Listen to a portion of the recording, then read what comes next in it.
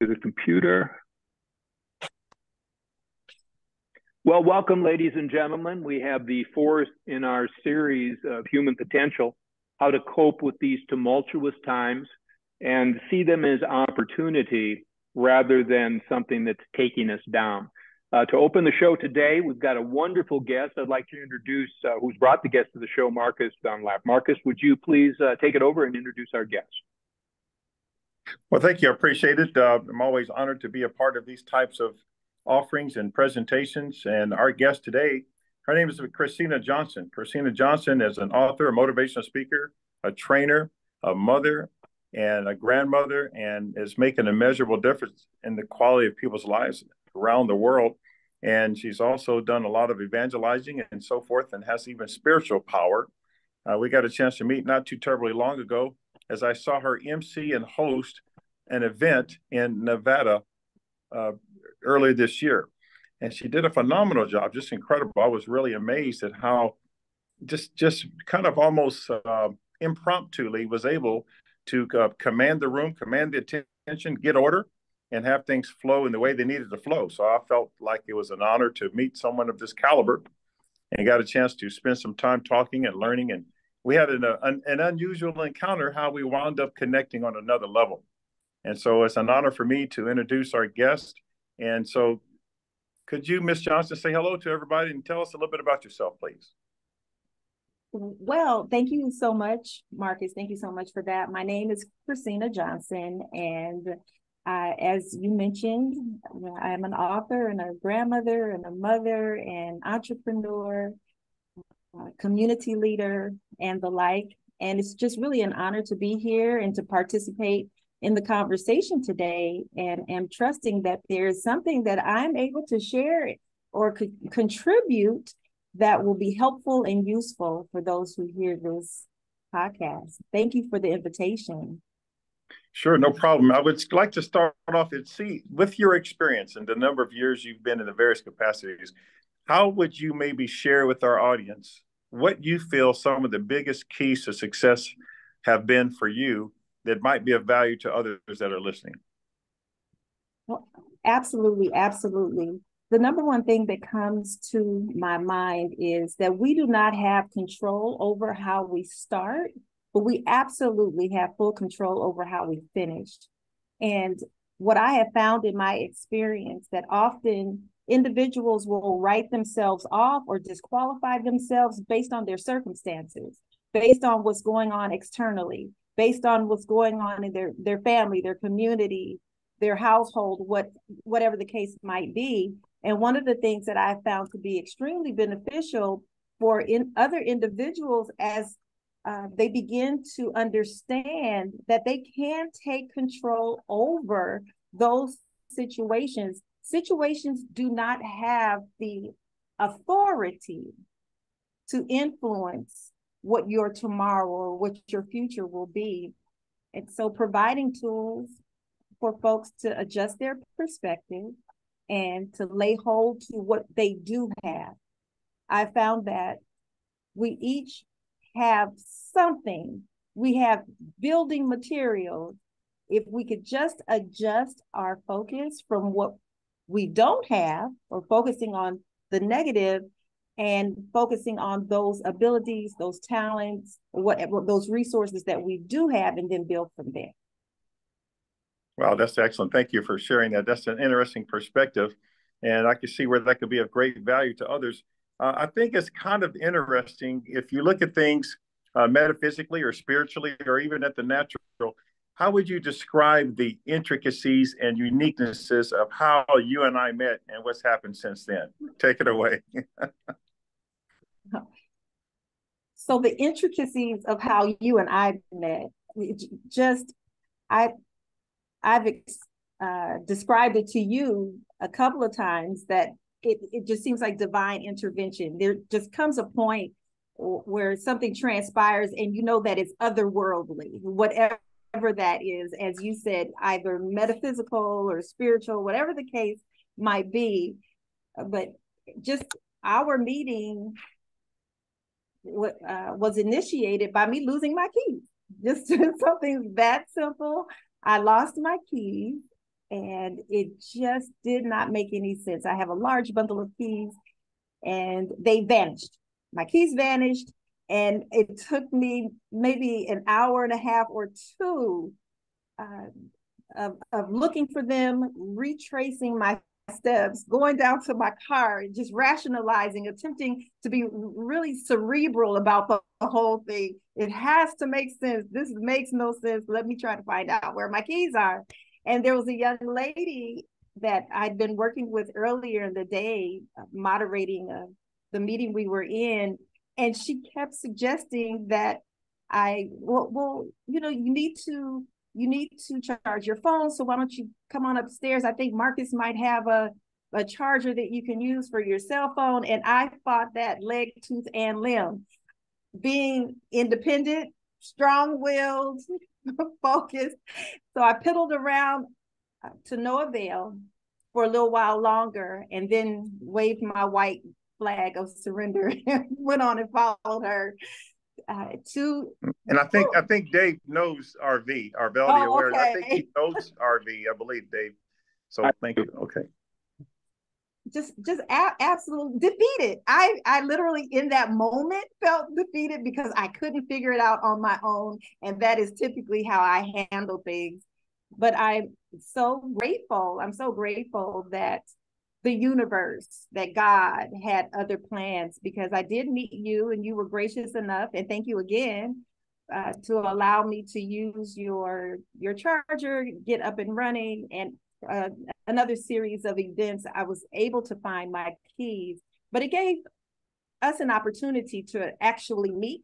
Had I not lost my keys, you and I would not have met, and our interaction has been very encouraging, motivating. You are you have a brilliant mind. You have a brilliant mind and such a heart to help folks develop and grow and stretch and all those attributes. So I really appreciate the fact that I lost my keys. Wow, yeah, that's great. That's amazing how things work divinely. Just flipping things around a little bit, I just would be curious to see, when you've got two people on the line here like ourselves, what kind of questions or insights you would like to ask us, and how we might could be of value, and maybe sharing some concepts with you that you think could be there. Is that I've wound up, it's two things. I wound up being very thankful for the type of grounding that when I was growing up, we didn't have a choice as to what we did or believed in spiritually, or where we're going spiritually. There was no options. This is how it's going to be. This is where we're going to go, and where we're going to go and worship and learn and dedicate ourselves.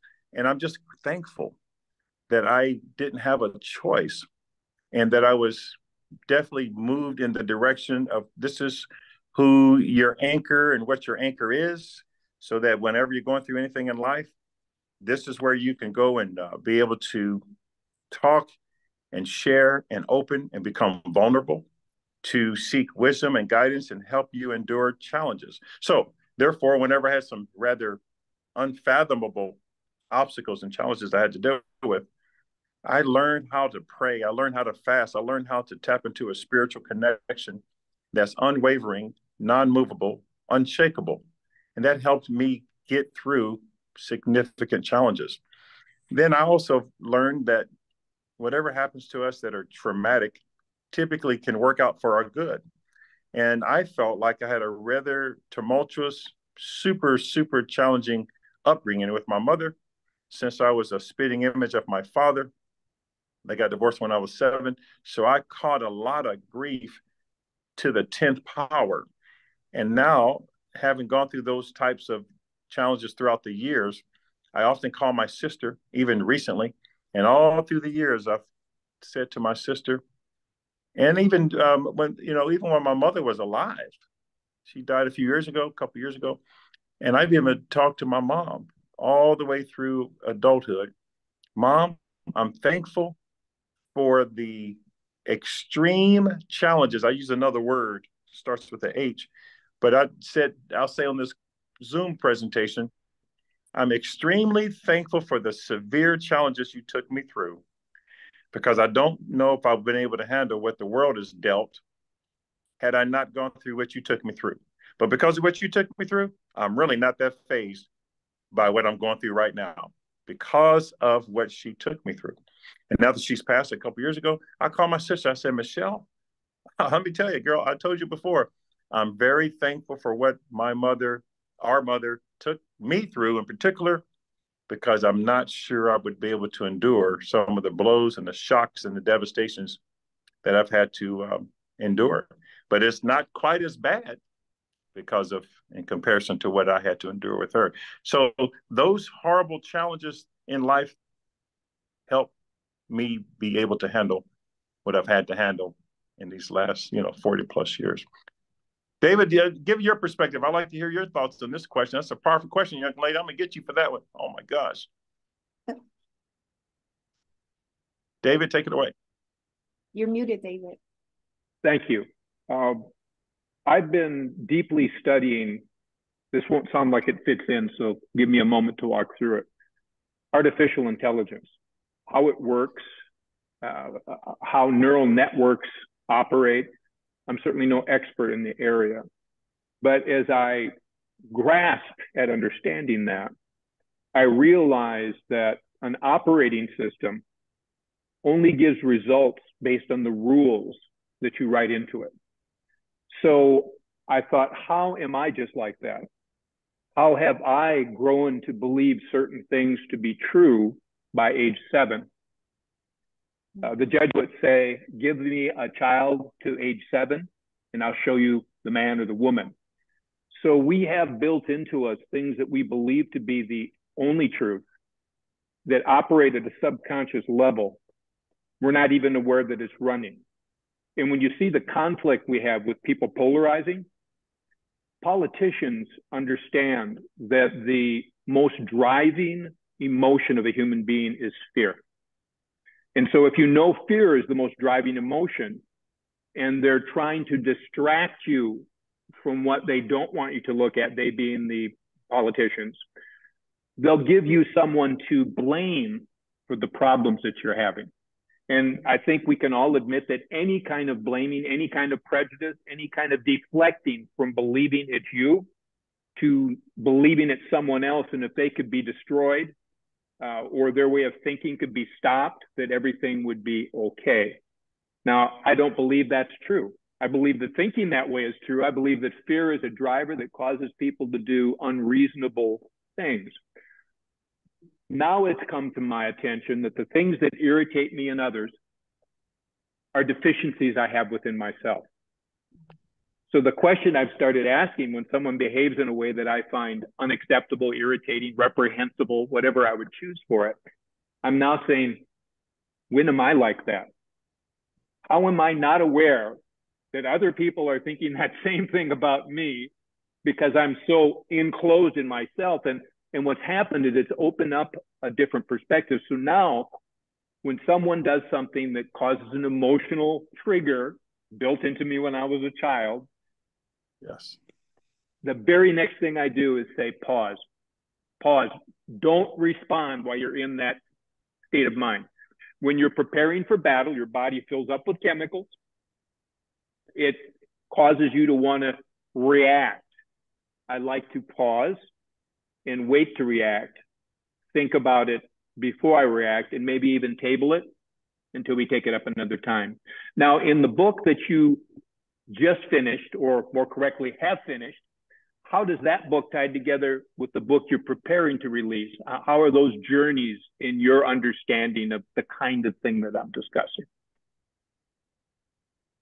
So how does my first book and my second book align with what you have just shared? Yeah, I'm guessing perspectives of clarity come to people through different methods. I'm going to imagine that your search for clarity caused you to write book 1, and then you learned things since then until you thought, oh, time to take it to the next level for book 2. So I'm more interested in not whether you agree with me, but how you've gone through that process. Awesome. Absolutely. Absolutely. Well, first, what I would like to say, what I gleaned from you just now as you were talking, just the importance of being introspective and not allowing fear to drive you or me or whomever to a place of blaming others. And what I gleaned also from you, Marcus, was to be thankful. Even in the worst set of circumstances, it can turn for your good. You are being provided materials to aid you in the future, even though in the moment it doesn't feel that way. So I want to thank both of you all for sharing that. Now, in terms of my first book, the first book was really foundational. It was foundational in terms of guiding folks toward a closer, more intimate relationship with God. I mentioned that earlier. But that is only the beginning of all of the other areas and dynamics that impact the human life.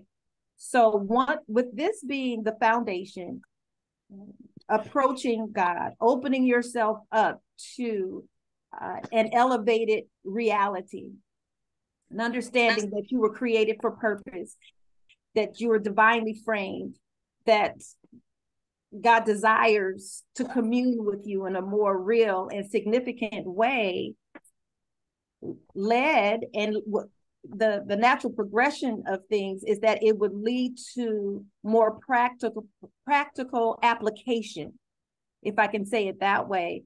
So with the second book, based on parenting, it's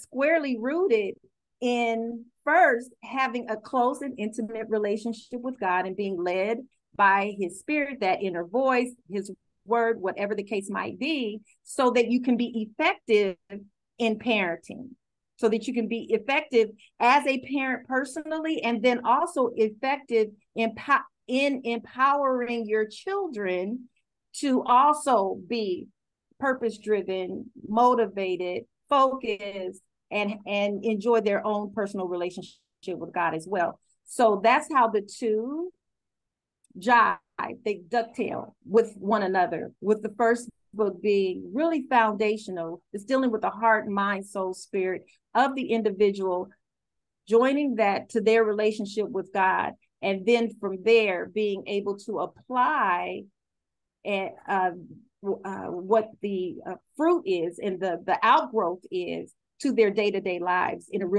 a more real and tangible way. You know, Crissina, I'm just curious that something I've always wondered in situations like this that I've never really had the courage to ask. So I want to ask you, I'm going to take the courage to ask you. I'm very fascinated by something. When you write a book on parenting, can you share with me what is it that caused you to think, hey, I'm going to write a book on parenting? What qualifies you to say that and do that as some expert?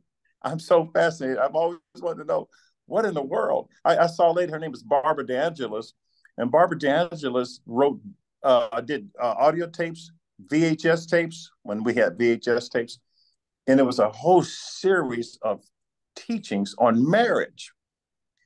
And I think she's been married maybe 8 times. So I'm thinking, wow, this person has courses on marriage, and she's been married 8 times. And the list goes on. So what caused you to say, okay, I am going to write a book on parenting, because what? I'm just so curious to hear what caused you to do that, where you felt the courage and the qualifications to want to share with the world your expertise on parenting. Help me.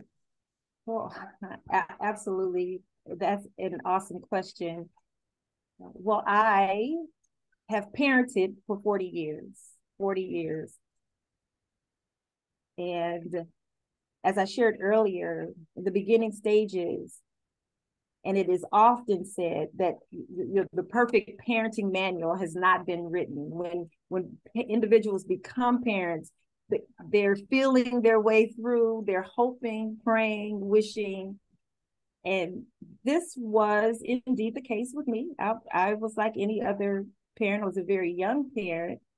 And in my personal life, I had fallen prey to some societal dysfunctions, I guess I can put it that way, and found myself in a situation where I was really young and had these children to raise and wanted to provide for them a better way, a better opportunities.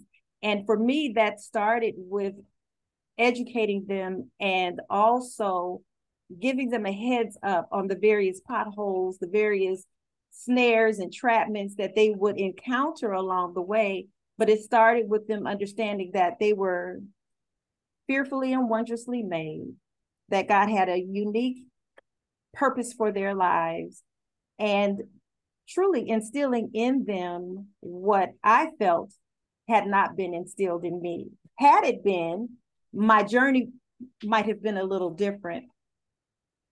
So that's where I started my parenting journey and kept myself open to grow and learn and mature. And everything I learned, I just poured it in my children. I poured it in my children, poured it in my children. So when my sons, and I separate my sons because there's an 11-year gap between my youngest son and my daughter's my youngest. But as I was raising my three sons, it was during the crack epidemic. We lived here in Southern California, in the streets of Los Angeles. So we had gang violence, the crack epidemic going on. Their peers were either selling drugs, using drugs, or both, gang banging, the whole nine. And I began to build on all those things that were in my heart for them, toward them, that I felt that I had not received as a child. And as they got older, all of them excelled in school, excelled in sports, defied all the odds. They were raised, unfortunately, maybe I don't know if I can judge whether it was unfortunate or not, but they were raised in a single parent household as well. And they did not succumb to anything that was transpiring in the culture during their formative years, during their impressionable years. And individuals started asking, what is it that you're doing? What have you done? Moms, dads, married couples began coming to me for advice, for insight, for wisdom, for prayer, because they saw as the years went on that this young lady she's on to something. It would be a fluke if one of her three sons wound up being that scholarly person and the other two still succumbed to what was going on in the culture. But that wasn't the case. Consistently with each and every one of them, they were on a narrow path and very focused path. And so that's what began my understanding that I needed to share. I needed to share my systems and methodologies because it was very intentional. It was not by accident. Raising them, my oldest son has now gone on to he has 2 degrees from UCLA, business person, family man. My middle son is a screenwriter, business person, family man. My youngest son, just the same. And I knew that the time had come that I could not and should not just keep all of those truths and nuggets to myself, that I needed to write a book so that others could benefit from some pretty clear and intentional systems that I employed and even developed possibly. So that's the reason. The proof is in the eating of the pudding. Mr. McElroy, what are your thoughts, sir? What would you ask this young lady as well? Thank you for that answer. It's powerful. David? Yeah, what I'm hearing in the tie between the 2 books, they're both tied to finding your purpose. How did you help each of your children find their purpose so they could build a life around something that's greater than them and be committed to something that allows them to push through learnings that can stop some people. Absolutely, absolutely. Well, one of the first things that was important to me for my children to understand was that they had value, that they had been born not by accident, not by happenstance, but they were here for, and we utilize the word purpose or reason. You're here for a reason. You're occupying space in this earth realm during this generation for a very specific reason.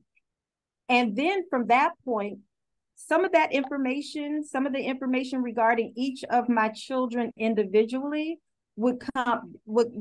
I would just be inspired as I watched them, interacted with them.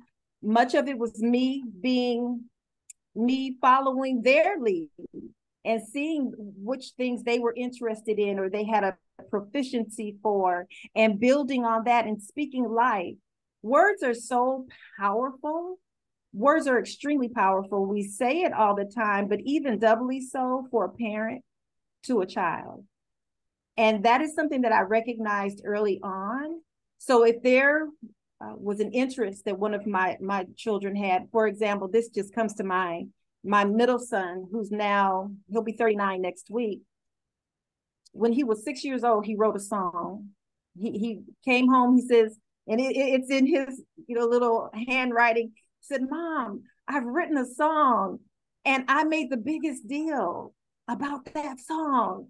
I said, "Oh man, sing it." And then we sung the song together and I read the lyrics and I just shared with them. I said, "These are really powerful lyrics. Did you come up with all of this by yourself?" Just making them feel really special. And then sharing with them the possibilities of what they could do or how they could move forward or take next steps in that particular arena or in other arenas. Children understanding, it's the same as an adult.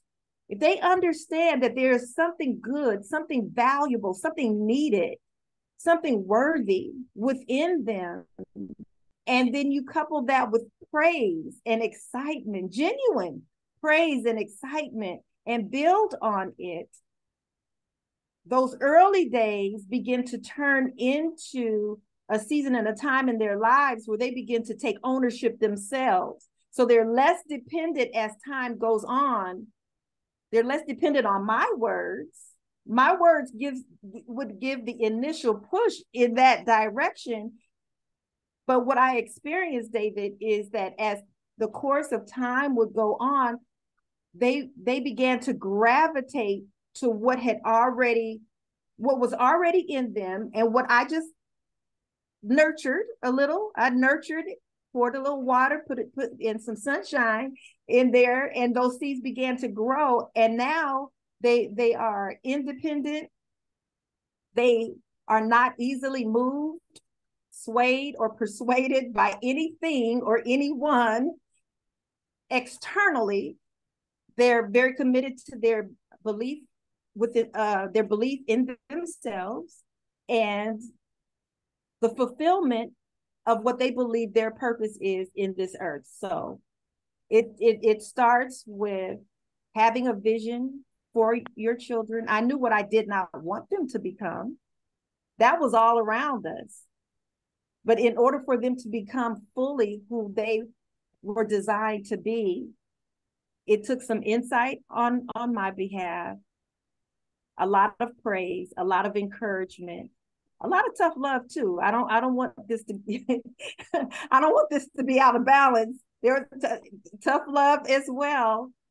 But my goal was to get them to the place where they would begin to take ownership of those things that were resident within them and build upon them from there. So what I heard you say that is very, very brilliant is so many books have been written about step 1, 2, 3 of how to be the perfect raiser of children. And I think what's errant in most of those is what's missing is what you said. Pay attention, Pay attention, give them your time. What's the most precious thing we can give someone is acknowledgement.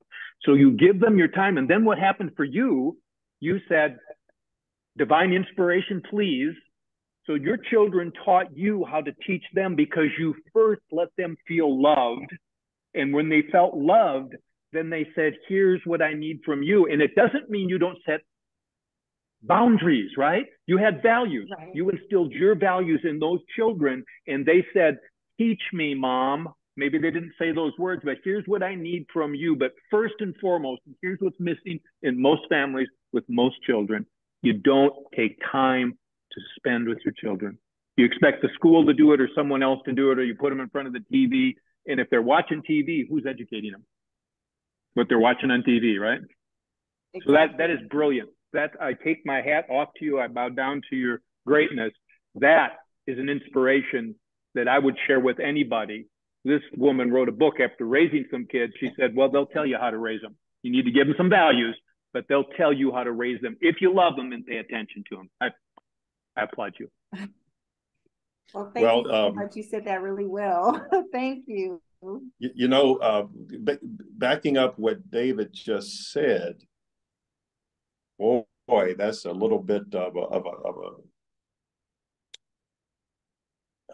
you know, David has a special way of communicating. And he was interviewing me once and on a World Wide Web. And I wasn't expecting him to say what he said. So it jerked a tear in my eye. And I don't like to be vulnerable in front of people. And he made me be vulnerable, David. I'm not going to ever forget that. And so now, listening now, I have to have a little bit of a concentration on just keeping my emotions where I want them to stay. Even though people tell me, hey, you need to be more vulnerable. Well, I'm not interested. They say, well, to be more powerful. Well, whatever.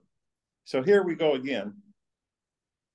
When I listened to David explain and how he relanguaged what you just said, it just has a way of penetrating a little further and deeper inside. And so because of listening to him, what kind of triggers a little bit of an emotional hit. I'm in a library in a private study room. And because of what David said, regurgitating what you shared, I want to take what he said and what you're saying, and I want to apply it right now. Because I'm here with my daughters. And my oldest one in particular just happened to, you know, they're probably about ready to go because we've been here for a while. And they're about ready to go. And so I'm gonna want to take what you said and actually use this with her today. This is Lily Diana Dunlop, my oldest, and oh boy, her perspective, you can see from her face. It's not quite what ideal that I would consider ideal. But I'm going to use what you just shared and taught and actually apply it today, as soon as this Zoom call is over. Well, that's really powerful. I've had 3 grown sons. I got 3 grown boys, and I've started all over again. But I'm going to do what you said because David has a way of saying it differently that makes me kind of get it on a deeper level. And I was emotional because I'm going to use it now. I would not have done this if it wasn't for you and David. I wouldn't have done it. I wouldn't have thought of that. So, wow, what a powerful encounter once again. And that's what we want. That's what David and I want to create for the masses to share and learn and hear and get out of and glean from what we are able to flush out on these calls. Powerful stuff that we can use and apply right now. But I didn't expect to be in a position or have a desire to want to apply immediately. Right now, as soon as I hang up, I'm going to bring her back in here, even though she doesn't want to be in here. And I'm going to take these perspectives and share them right away. So thank you both. Wow. what an unexpected benefit that always seems to happen with David. I don't know what it is with him. I would like to say this, and thank you very much for that kind comment. The purpose of why this platform has been started, it's a moving mastermind group. And I never know who's going to be our next guest, sometimes until the day of, or people are showing up. I believe that there is a divine purpose for which we are here. And we will draw into our lives those people and those experiences required for us to accomplish that purpose. But we need to pay attention. We need to pay attention. Dr. Joe Dispenza, I say this every day in my meditation. Grant me the discernment to recognize incredible opportunities disguised as impossible situations. Marcus talked about that in his upbringing. I won't go into all the in my life and the heavy years of alcohol abuse. That's not for this show. We lost you. Your voice went away, David. Your voice went away. We can't hear you. Your voice went away. There's no sound coming, and we'll work out some of our technical difficulties and get some things figured out there. But I'm really thankful for you. But David, can you hear us yet? Yeah, I'm back. Something to do with when the phone rang in my earphones. So the question I wanted to ask our guest is a closing thought on what our audience can do right now, immediately, as soon as they hear this, to have an impact on the improvement of their quality of life with, of course, raising their children. But children are people, and we learn from our children how to better communicate with everybody. I think we can all agree, those of us with children can bring you to the edge of what you don't know, and you have to learn in order to be a better teacher for them. Can you share with us that thought? Well, sure, absolutely. And I think you started and you shared it a few moments ago. You are so correct. As parents, we can feel as though our backs are against the wall. We're on the edge of just disaster when it comes to our children. But I would encourage that parent to take a deep breath. Something else that you said that is so vital, it begins with the parent doing that work on themselves first, because with each and every relationship in our lives, even with our children, we bring the totality of who we are into that relationship. And that means our previous experiences, things that baggage, we refer to it as baggage. So what I would encourage parents to do is to just be real honest with themselves. Understand that you do not have to be perfect. There are no perfect people. There are no perfect children. There are no perfect adults. There are no perfect parents. But be honest. That's one thing that we can do. Be honest with yourself. Recognize where you are as an individual. And then when you approach your child, it's okay to approach in a state of being vulnerable and honest. I remember with my sons, there were things that I had gone through prior to them being born, and I let them know. I let them know the areas that I was foolish, that I was ignorant, that I didn't know, and I was very transparent with them in sharing. As I know better, I will do better, and we are in this together. And opposed to it being a top-down relationship, children respond so well when they understand that their parent is coming to them truthfully, honestly, vulnerably, and a team can form in that relationship between the parent and the child. And when you can let that be your foundation, the child is more receptive to hear what you're saying, because innately children believe that anything their parents mention to them is because their parents are the exalted, lofty ones. Oh, you're saying that because you're perfect or you think you're perfect. Not at all. Not at all. So doing the work to build that relationship from that perspective and from that place will go so far with your children. And you said it earlier, David, and it's so, so true. Be present and love without condition. That was huge. There aren't any hoops that you have to jump through. This is what I would communicate to my children. There's nothing that you can do to make me love you. I love you. I don't care what you do. I'm not going anywhere. And when a child knows that they are loved unconditionally, that removes all the pressure to perform. To earn, I have to earn my parents' love. So without going too deep into all of that, be transparent, be vulnerable, love without condition. Now, those words are words on which we can close a show. So the thanks that goes out from my heart to both of you is beyond my words. And every time I do a show like this, I get like this. I feel like I'm just open. And thank you so much for that experience. Thank you again, David. And thank you as well, Crissina. I heard someone say, somebody on this Zoom call, that we kind of have agreed that through a common thread amongst all of us, we actually could conclude the only reason in the whole wide world for that common thread, that particular company, was so that the three of us could connect and stay connected until death us do part. With that, I'll close it out. Good night. God bless. We'll talk to everybody later on. Thank you, David. Thank you. Thank you all. Love to one and all. Have a blessed day. Thank you so much. Bye-bye.